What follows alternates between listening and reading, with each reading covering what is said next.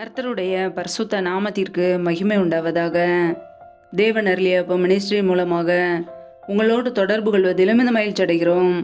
இன்றைக்கும் இந்த நாளிலும் தேவன் நமக்கு கொடுக்கிற வார்த்தை யாக்கோபு 4 அதிகாரம் 10 கர்த்தருக்கு முன்பாக தாழ்மைப்படுங்கள், அப்பொழுது அவர் உங்களை உயர்த்துவார். ஹல்லேலூயா.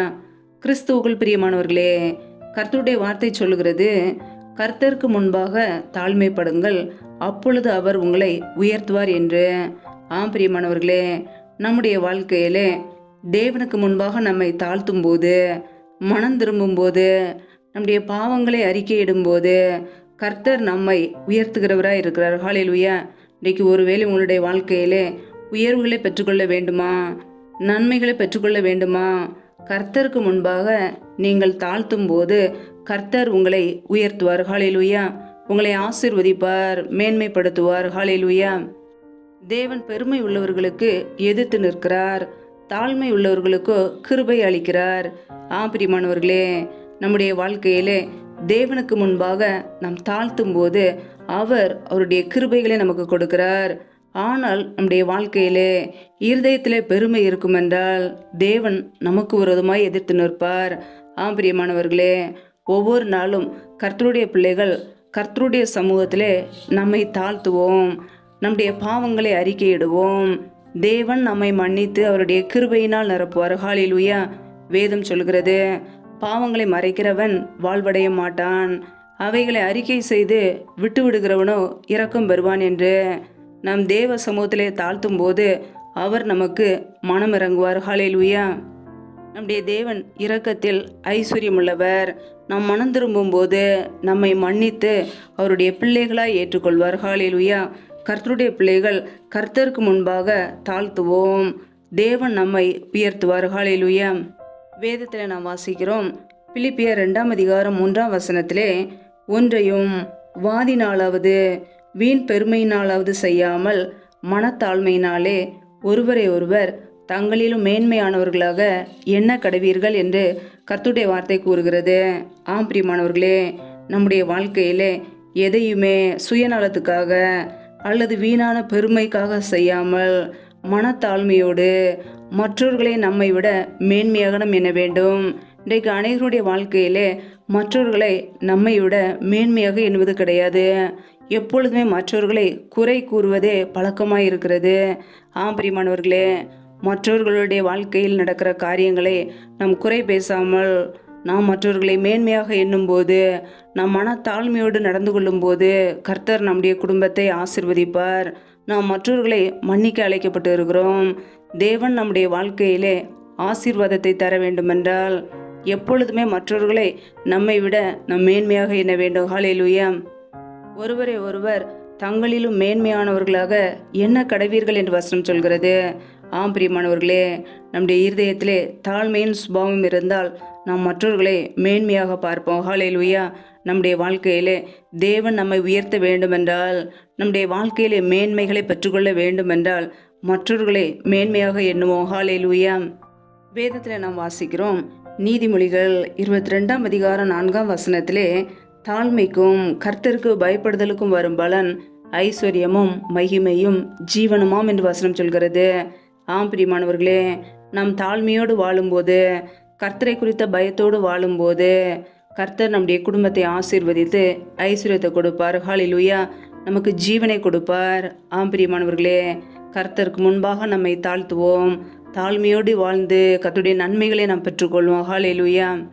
வேதத்தில் நாம் வாசிக்கிறோம், நீதிமொழிகள் 29 அதிகாரம் 23 மனுஷனுடைய அகந்தை அவனை தாழ்த்தும், மனத்தாழ்மை உள்ளவனோ கனமடைவான் என்று வசனம் கூறுகிறது. பிரியமானவர்களே, நம்முடைய வாழ்க்கையிலே அகந்தை இருக்குமென்றால், பெருமையான எண்ணங்கள் இருக்குமென்றால் நம்முடைய வாழ்க்கையிலே தாழ்த்தப்பட்டு போவோம், ஆசீர்வாதங்களை இழந்து போவோம். நமக்குள்ளே மனத்தாழ்மை இருக்கும் என்றால் கனமடைவோம், உயர்வுகளை கர்த்தர் நமக்கு கொடுப்பார், நம்மை கனப்படுத்துவார். ஹல்லேலூயா. கர்த்தருடைய பிள்ளைகள் இருதயத்திலே அகந்தையோடு பெருமையோடு இருக்காதபடிக்கு மனத்தாழ்மையுள்ளவர்களை நடப்போம். ஒவ்வொரு நாளும் கர்த்தருடைய சமூகத்திலே நம்மை தாழ்த்துவோம். ஹல்லேலூயா. வேதத்திலே நாம் பார்க்கும்போது லூக்கா எழுதின சுவிசேஷ பகுதி 18 அதிகாரத்திலே இயேசு கிறிஸ்து ஒரு உவமையை அங்கே சொல்லுகிறார். அன்றியும் தங்களை நீதிமான்கள் என்று நம்பி மற்றவர்களை அற்பமாய் எண்ணின சிலரை குறித்து அவர் ஒரு உவமையை அங்கே சொல்கிறார். 2 மனுஷர் ஜெபம் பண்ணும்படி தேவாலயத்துக்கு போனார்கள். ஒருவன் பரிசேயன், மற்றவன் ஆயக்காரன். பரிசேயன் என்று, தேவனே, நான் பரிகாரர், அநியாயக்காரர், விபச்சாரக்காரர் ஆகிய மற்ற மனுஷரைப் போலவும் இந்த ஆயக்காரனைப் போலவும் இராததினால் உம்மை ஸ்தோத்தரிக்கிறேன். வாரத்தில் 2 தரம் உபவாசிக்கிறேன். என் சம்பாத்தியத்தில் எல்லாம் தசமபாகம் செலுத்தி வருகிறேன் என்று தனக்குள்ளே ஜெபம் பண்ணினான்.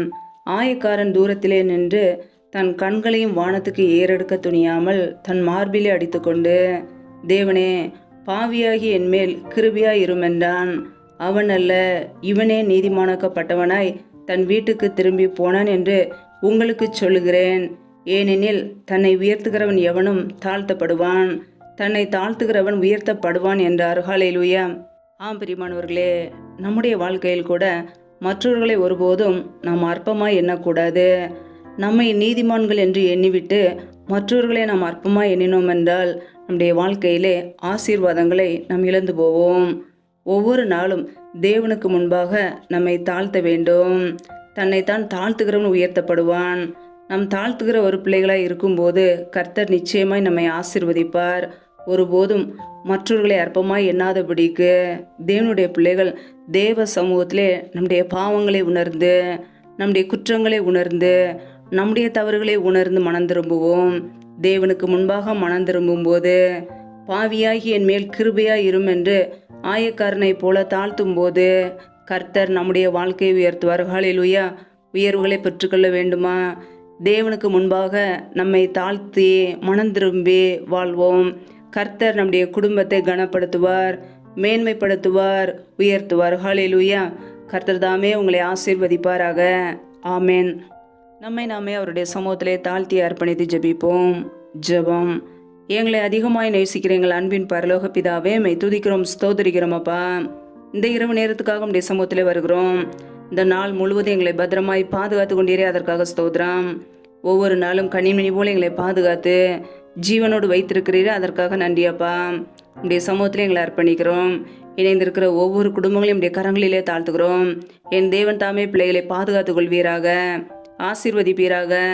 பிள்ளைகள் செய்கின்ற வேலைகள், தொழில்கள், வியாபாரங்கள் எல்லாவற்றையும் ஆசீர்வதிங்கப்பா. கையின் பிரயாசங்களை வருதிக்க பண்ணுங்க.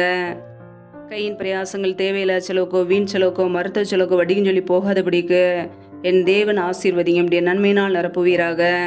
எந்தெந்த குடும்பங்களிலெல்லாம் வேலை இல்லாமல் வேலைக்காக காத்திருக்கிறார்களோ, என் தேவன் பிள்ளைகளை ஆசீர்வதிங்கப்பா. வேலை காரியங்கள் உள்ள தடைகளை நீக்கி ஆசீர்வதிப்பீராக. எந்தெந்த குடும்பங்களிலெல்லாம் கர்ப்பத்தின் கனிக்காக ஜெபிக்கிறார்களோ, என் தேவன் மனம் இறங்குவீராக. அண்ணாளுடைய ஜெபத்தை கேட்டு ஆசீர்வதித்தது போல பிள்ளைகளையும் ஆசீர்வதிங்க. அப்படியே நன்மையினால் நிரப்புங்கப்பா. எந்தெந்த குடும்பங்களிலெல்லாம் திக்கற்றவர்களாய் தனிமையோடு வாழ்கிறார்களோ, கணவரால் கைவிடப்பட்ட ஒரு நிலைமையிலே யாருமே இல்லாமல் கஷ்டப்படுகிறார்களோ, என் தேவன் அவர்களுக்கு உதவி செய்யுங்கப்பா. திக்கற்ற பிள்ளைகளுக்கு நீரே சகாயர். என் தேவன் மாத்திரமே உதவி செய்ய முடியும். பொருளாதார தேவைகளை சந்திங்கப்பா. பிள்ளையுடைய படிப்பு காரியங்களை சந்திங்க, பண தேவைகளை சந்திங்க, சூழ்நிலைகளை சாதமாய் மாற்றி கொடுங்க. ஒவ்வொரு குடும்பங்களும் உடைய கரங்களிலே அர்ப்பணிக்கிறோம். எந்தெந்த குடும்பங்களிலெல்லாம் கணவன் மனைவிக்கிடையே பிரிவினையோடு பிரச்சனையோடு வாழ்கிறார்களோ, அந்த குடும்பத்தில் தேவ சமாதானத்தை கொடுங்க. உடைய நன்மையினால் நிரப்புவீராக.